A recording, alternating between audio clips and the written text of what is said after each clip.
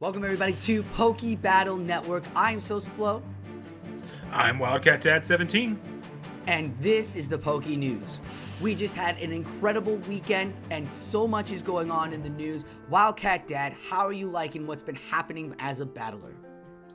It is an amazing time to be a battler because everything is back. We have Pokemon plays, we have GBL, and we have Silph finally making its return. I'm just ready to get started. Well, let's dive into it as we are going to jump into the San Diego Regionals as I've hyped this up all month, all year, all season for so long. We finally get to see California showcase it off. So let's go check that out now. San Diego's regionals came and gone, and it was electrifying in that hall. It was so big, so many battlers, not just Go battlers, so many TGC and VGC battlers out there too, and it was great. I got to see so many of my old community, and we got to talk and battle and socialize, and it was just so amazing to see such top competitors out there. Wildcat Dad, were you able to watch any of day one? Yeah, I watched most of day one and most of day two. I did have to take a little bit of a break to spend some time with family, but it was absolutely a pleasure to watch. And just the level of production that's been stepped up from last season with Daniel Z at, the Pokémon Company helping with this now, it really shows the difference. Absolutely. It was something else. It definitely was. And when it came down to the finals of day one, I called it numerous amounts of times, Wildcat Dad. I don't know if you've heard me say it before, but it was gonna be Cali, SoCal local, right? Hometown heroes, but you had some NorCal battlers up in there, and there are so many of them fighting to make it to day two. Fortunately, 5 of the battlers are from California, but you had Nino, Conglasser, and Herbalife there, non-California people coming in here and putting up a hard statement. But they are in there in the finals for day two with Ramberto, Gucci Gang, Caleb Payne, Onion Frank, and Mystic Mamba 24. Wildcat Dad, who were you excited to see here on day two? Yeah, of course, I would always say Caleb. Just a great fixture in the community, one of the nicest guys out there. Love seeing him. Love seeing Ramberto. Really great plays. And I feel like Onion Frank has just been at so many of these top saves, and getting to see him yet again get close, you really hope to see him break through that ceiling eventually. Yeah, he's almost there. Nino's come to a lot of these. I ran into him earlier in the day. He was talking about he's come to so many of them. This was his first medal as he ended 4th in this tournament, which was so good for him. He was so happy, but it came down to the LA battlers of Caleb Pang versus Ramberto.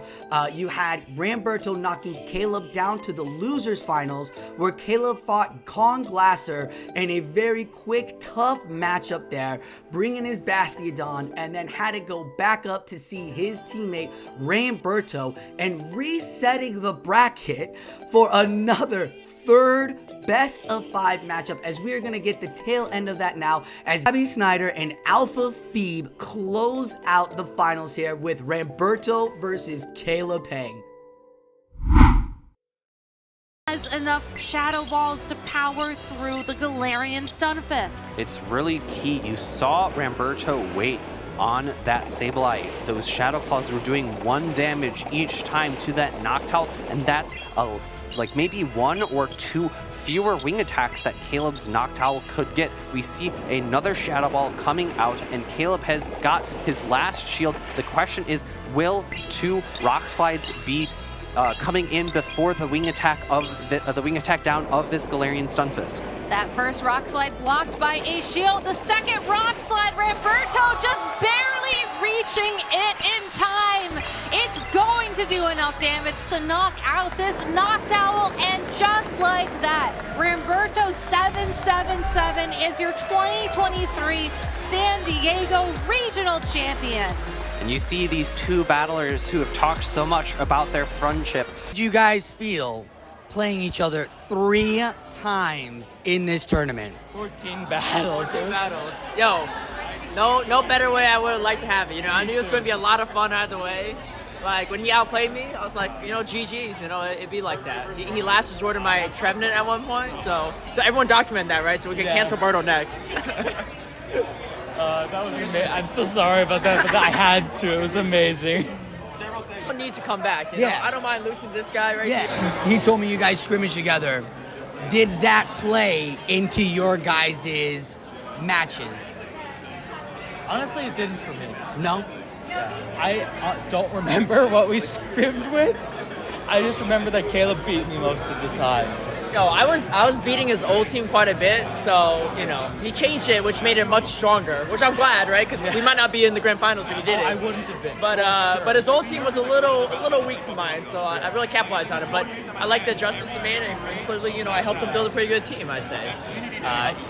You both had pretty good teams. Is there anything you guys are looking forward to for Worlds? Just the experience as a whole, I think it's going to be a ton of fun. You know? I've never been to Japan, so I'm looking forward to it. Nice. Yeah, same. Never been to Japan before. Should be good. Great culture. You know, Pokemon Center, hub of the world. So, like, it's gonna be a great time. I'm probably gonna go a few days early to explore a little bit too. You know, really get to check it out. But Get like a 2-week vacation in there, right? Maybe, a week before. Maybe, and I get to hang out with Berto. Yeah. Right? It doesn't get better than this. Exactly. LA Battlers for life. Exactly. Hanging out in Japan. This is great. Keeping the championship in LA, right? Yes. Yeah. Oh my. That makes my heart so happy to see two SoCal battlers on the final stage again. Right. They can all come to LA as much as they want, but it's only LA's in the finals. Well, congratulations to hometown hero Ramberto77. From season 1, man, he has been playing the no shield game. We all called it the Ramberto. This is his play style. He's been nothing but a top competitor. Totally worth it. Absolutely great for him to etch his name here on the leaderboards and get himself a ticket into Yokohama. Caleb Peng, you said it. He's such a great guy with the smile. Win, lose with the smile. You heard it in his interview. Like, he was so happy that his teammate Ramberto did it. They battled each other. They scrimmed against each other for this tournament, and they both ended up in the finals. So really well done by both of them. Great here. Wildcat Dad, what did you see here in San Diego that you liked? Yeah, I like that we're seeing a very similar trend to what we've seen in Toronto too. Number 1 and number 2 not only scrimmed with each other, helped each other build teams, they also rode to the event together. So is this the key to success, to finishing 1-2?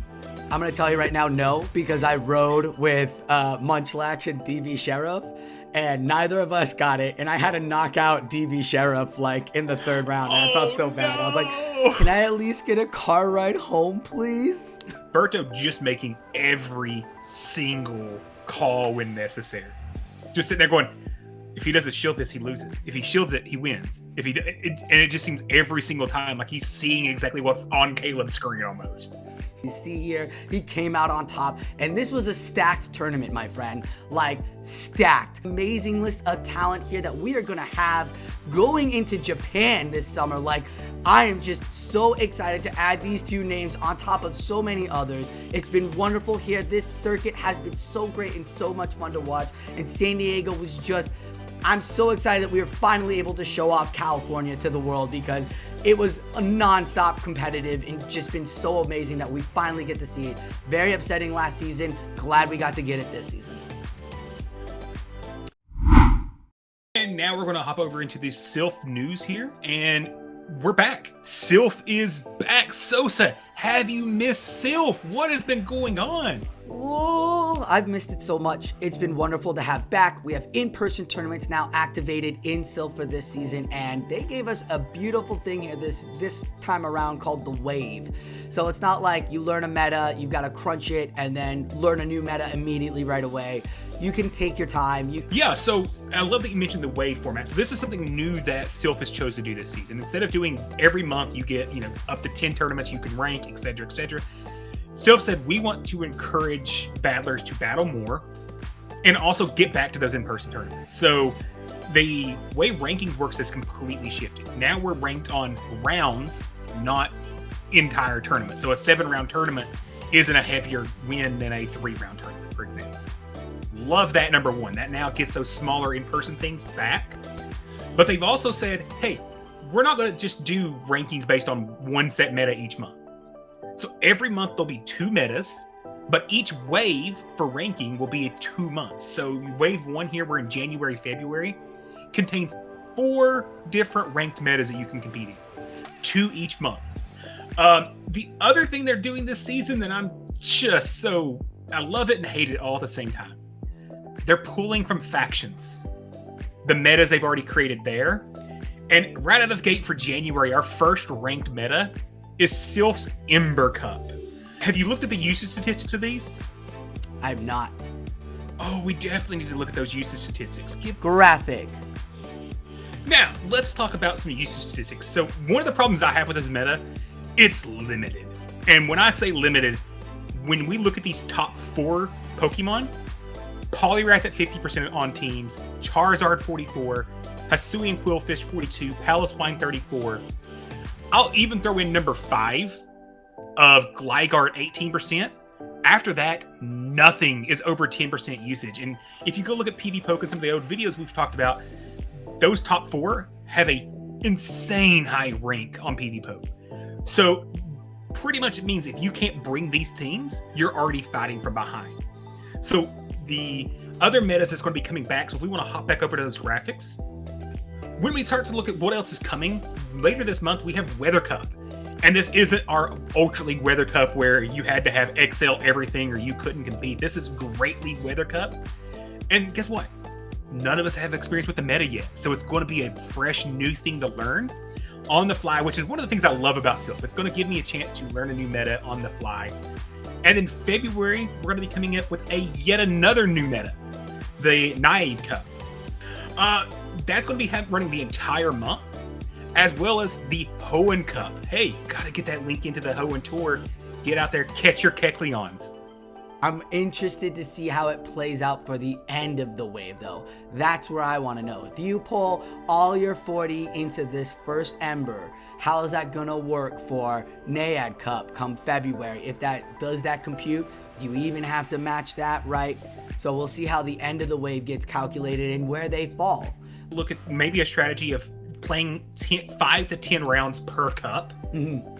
And that way you can expand out. And if you notice I'm doing bad in Ember, hey, let's cut that off at one tournament and not move forward. Now I can load up the other cups into the later part of the way. So it is an interesting way to start us off this season with this cup because it is factions, and a lot of us who play in factions have an understanding already of what to do. So right off the bat, we were ready. But I do like this cup as the first cup of the month because it's a typical Silph. Here are the typings. Here's some extra Pokemon that can help even out the meta. These are banned to even out the meta. So all the battlers that are seeing all these play Pokemon that are live in-person tournaments, wondering how to do Show 6 and Pick 3, well, this Silph meta format is here. You're talking about new battlers, new trainers who are really intrigued, who aren't from Southern California, who haven't been a part of this Silph, or who are brand new and just want to be a part of it. Like, I like that they do the typing cup first. Let's get into the intricate stuff a little bit down the line. You know, we'll have our slot 1, 2, and 3 later down the season. Like, I'm excited for that as well. But for the first cup, for the entering cup, I like the Ember Cup. I like the fact that they're introducing the Weather Cup to mix up as well. If we get tired of the Ember Cup. I think you're exactly right. And it's the reason, like, I would prefer Vanguard, but I am a veteran Silph player. Yeah. I think Ember is a much more introductory-based cup, and that's what we want. Look, here, you know, I co-host BTW PvP. That's what we want. We want these beginners to hop in so they can learn in a safe space. And if I threw you in and said, hey, go figure out a slot-based meta where each slot's limited and they overlap some and build a team there, go. It's overwhelming. Versus, hey, go put the team to six together with these 6 types and a few extra Pokemon. Go.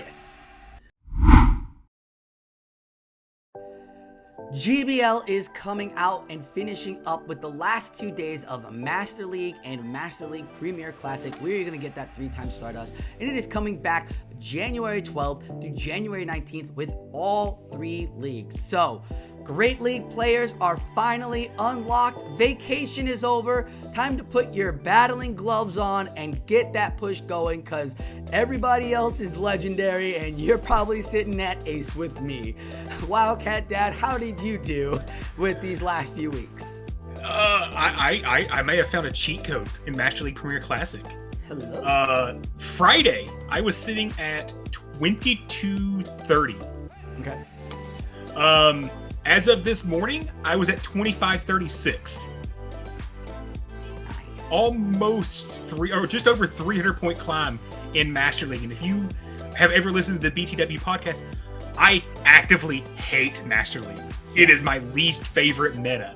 Yeah. And I finally put together a team. I was playing around, tinkering, seeing what I was hitting, and landed on Togekiss, Waterfall Gary, very important for Waterfall there, and Dragon Tail Sandtomb Garchomp. Okay. Yeah, so it plays a little different. It's a little tricky to use, but absolutely one of the most fun things I had Sunday on stream with Dino. I had 6 straight winning sets, all but 2 of them were 4-1s. Wow. That's great. And that did continue into the next day where I went 2 more straight winning sets. So a total of 8 consecutive winning sets with that team to finally hit vet this season. Got me out of the pits. Hallelujah. Because good Lord, I was down deep in those things. How's it going for you, So how are you doing now? I don't even remember what ranking what my ELO is right now. I put that battling down for a minute. I'm excited to get back into it. Great League, getting into it, having fun. GBL is done, or Play Pokemon is done, so I can focus a little more on GBL. But I'm really taking it easy this season. I really did my veteran push last season. I'll just play some Great League. I'm really excited to see what Weather Cup will happen. Weather Cup will happen. But I really hope it doesn't become Weather Ball Cup. Like, I believe they've done this before, and we've had a Weather Ball Cup where it was like supposed to be Weather Cup, but anything with Weather Ball was playing because of that rock typing and ice typing, and all of that was everywhere. But yeah, I am doing just fine. Still an ace and just enjoying my time in GBL right now, or on my vacation, but excited for Great League to come back. Yeah, and with Great League coming back, we have seen the rankings kind of switch up a little bit. Noctow's not number 1 anymore. Registeel and Stunfisk has taken their position back. But I scroll down the list and I look at the Pokemon down at number 12 and the Shadow Variant at 17 that beats all but 2 of the top 10 Pokemon. Gliscor seems like it could break the meta pretty wide open right now, especially if you pair it with something that can cover that ice weakness. So think of something like a Lantern maybe. Get your high damage in Gliscor, your bulk in Lantern, and you've got a nice little core there. So we're going to be seeing how that plays out for me.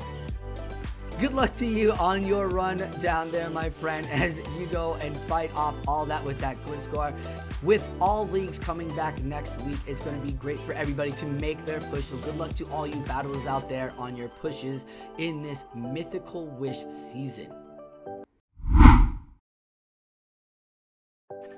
Thank you, Sosa, for the chance to talk about the BTW community. We've been on here once before, and we are so happy to be back and talk about some of the awesome things we're doing in our community.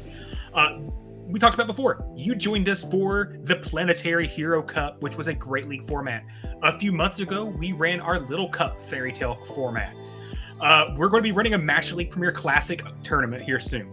So what league does that leave BTW not touching lately? Ultra?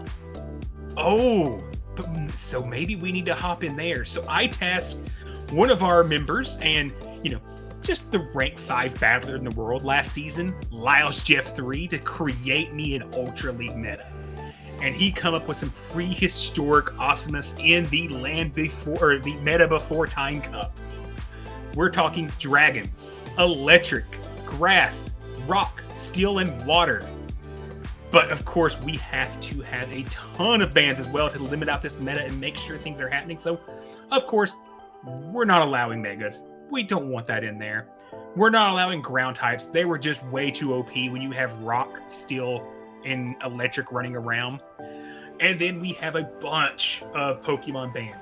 Fortress. That one we just 86 because it was a little too inaccessible to most battlers having to be in that full XL.